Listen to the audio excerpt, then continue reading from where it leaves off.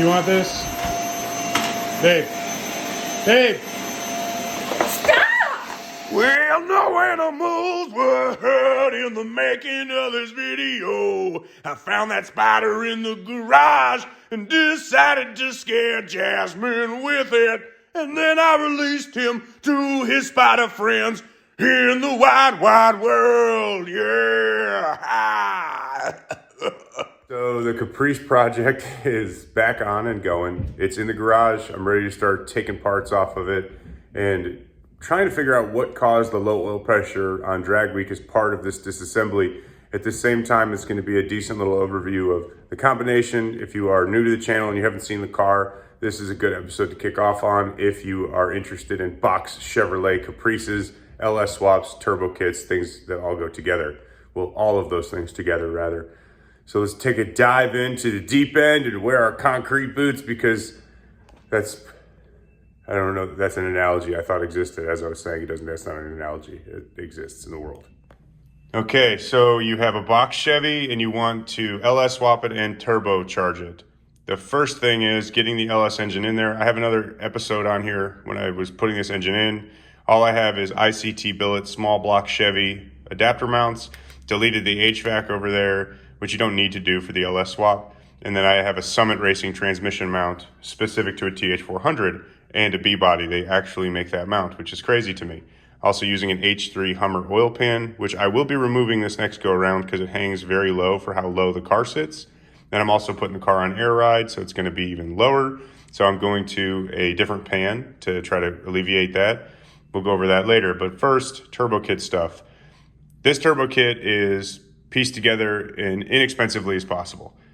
I have an eBay cast manifold kit that is made to have a pipe that wraps down, over, and back up and feeds the back of this manifold that comes up and into the turbo. For visualization's sake, here is the Holley Blackheart kit. You can see the crossover from the driver's side goes into the back of the passenger side that ultimately feeds the turbocharger. This kit, in my opinion, is a direct ripoff of the Hooker kit and a trick turbo manifold. The reason I went with ripoff is because, number one, I didn't think it would fit. It ended up fitting. Number two, I'm cheap. However, if you are building a nice vehicle, this is not the manifold kit for you. The amount of time I had to spend with a die grinder just trimming down and a Dremel just trimming down the spark plug openings because I couldn't even get a freaking socket on the plugs. As I was doing that, I was cussing myself and wishing I spent a little bit extra money. Can it work? Yes. Will it work? Yes. Will it go 1,000 miles on drag week? Yes. Is it nice? Well, no, it's not that nice.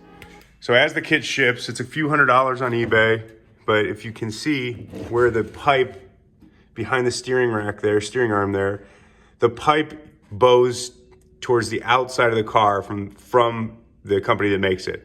So you got to cut that off and then basically reroute it towards the passenger side. So there's some fabrication on that manifold that has to be done. You also have to make a custom crossover pipe from that manifold over to this manifold because the one that they sell hangs way too low. So once you get that done, you can see that V-band flange. That V-band flange is the crossover pipe feeding from that manifold on the driver's side up to the back of the passenger side manifold. At which point, the runners of the passenger manifold fall in line. They all form one tube that comes up to the bottom of this turbo.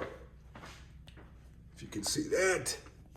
I know this is probably giving you guys a little bit of a seizure with all the lights, but that manifold comes up and bolts to the bottom of the turbo. For wastegate, did a VS Racing wastegate right off the turbine housing, and then I dumped the wastegate out the fender. Custom downpipe to a full exhaust, and that's the hot side of this turbo kit.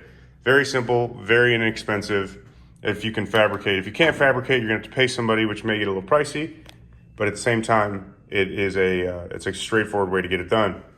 For cold side, if you can't tell, this is all scrap pipe that I had. You can, all the welds, like this is a bead roll from another turbo kit. All this cold side is pieced together from my Datsun or my RX-7 stuff at one point. You can see I have the intercooler up there is a Treadstone intercooler that I had on the Datsun years ago, but it was just stuff that I had laying around that I just repurposed for this car. So not a huge expense to me in hard parts, time consuming, sure, but at the same time, anything's going to be a project of this nature. You can see top side, actually, hold on, did I just discover something? What is this? What is this? I have not popped the hood on this car since we got back from drag week. And this was just sitting, it looked like it was about to touch off on a manifold. This must be excess vacuum hose from when I plumbed in the fuel pressure regulator to vacuum source.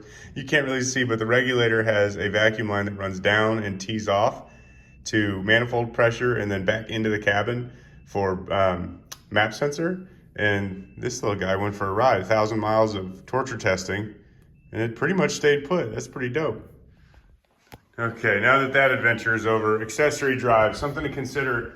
Everybody wonders what accessory drive they run. Stock truck accessories will fit, but they're ugly. This has an F-body ATI balancer, ICT billet manual tensioner, a AN conversion on the radiator hoses, and then an F-body power steering pump, F-body alternator location. So this is all F-body accessories. I wanted as much room up front as I could have, and it did well. No issues to speak of other than my power steering looks like it has been boiling, because you can see it's a little wet over there. So maybe that's something to look at, or I'll just ignore it. I'll probably just ignore it. It's about time for some movie magic. I'm gonna start actually tearing into this thing, making some headway. To you, it's gonna feel like no time has passed at all. To me, I'm gonna be super upset and probably have a bunch of busted knuckles. Upper intercooler pipe, so far so good. We're not caked in oil, so that's a start. And I haven't found any like dish rags I left in there, so that's a win. So the downpipe connection point underneath the car, I'm gonna start taking the nut off, and my hand just starts getting soaked in oil. So there's a little bit of oil in the downpipe, just a touch. All right, so bottom side clamp off. Taking the top side clamp off. Make sure when you take your V-band clamps off, you use hand tools. Also, a little anti-seize on the threads goes a long way to keeping them in good shape. Otherwise, they do tend to get all galled up. This one's gonna be a pain, so I'm gonna get a pry bar and knock it loose. See what we got. Okay, you can at least see how this downpipe comes out. You can see the flange just been bleeding out exhaust for minutes, but this is the downpipe. So it goes 3.5 to 3 with a variety of different metals from leftover projects.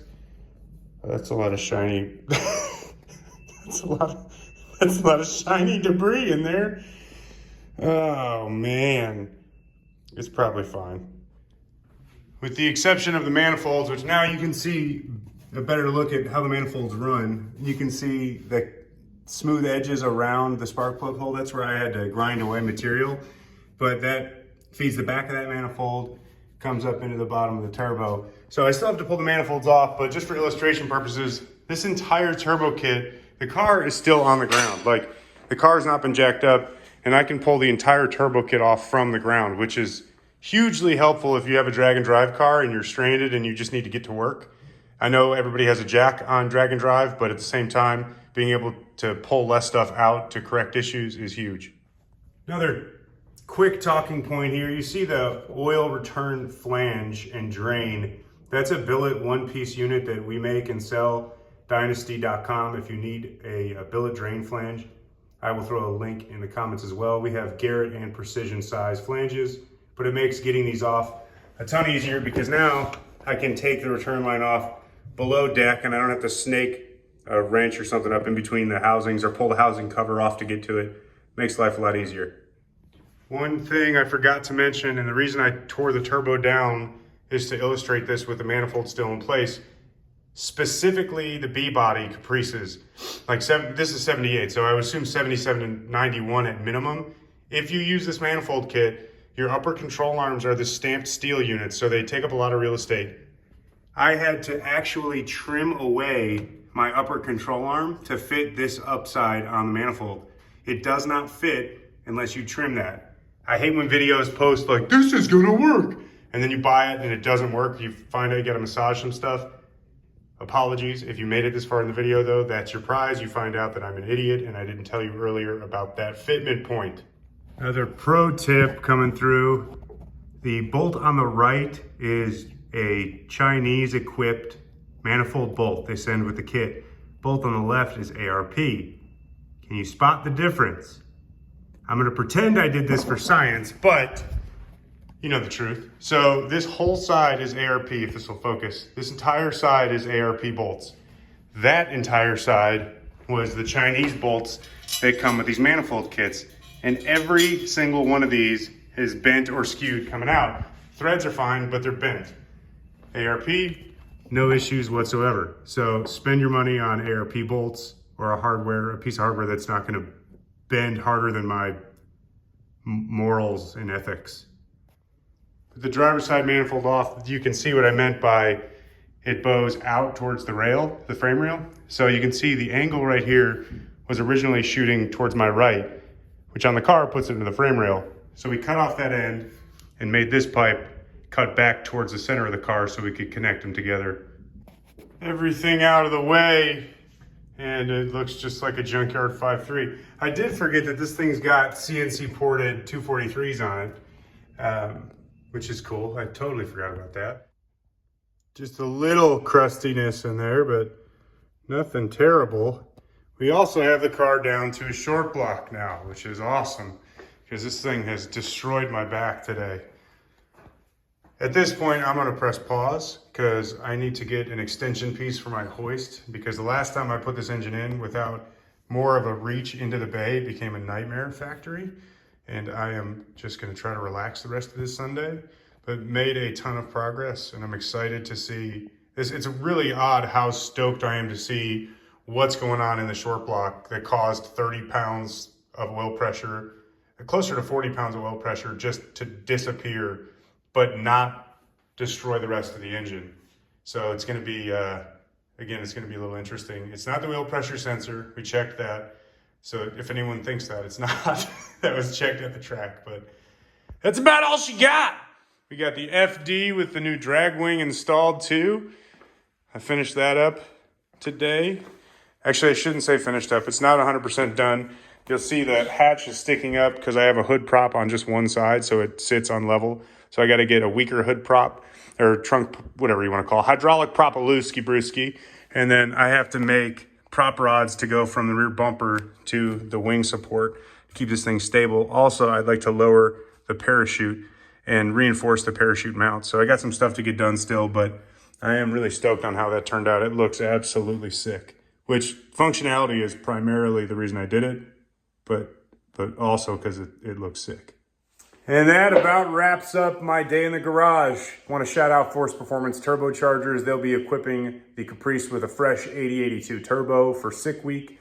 And if anybody is interested, all of the t-shirts are on sale on clappedout.com. They're 15 bucks a piece, whatever sizes are left. There is a pre-order going for Caprice t-shirts as well. Those are going to be received October 20th and shipped shortly after. Thank you guys so much for watching. Don't forget to like and subscribe, leave a comment, and tell me how much you hate rye. Have a blessed evening. It's the end of the show and I'm gonna sing.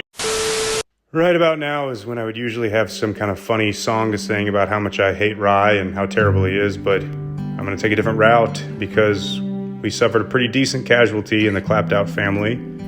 Rye fell asleep in an awkward position, and due to age and other, well, off-the-record reasons, he fell asleep on his ball bag. The only option for the doctors once he arrived at the hospital was to scream because of how gruesome it looked, followed by an amputation. We'll be launching a GoFundMe to replace what was once a ball bag. It's now just kind of a skin flap. We're going to get prosthetics and get him taken care of. Thank you all for listening. Pray for our buddy.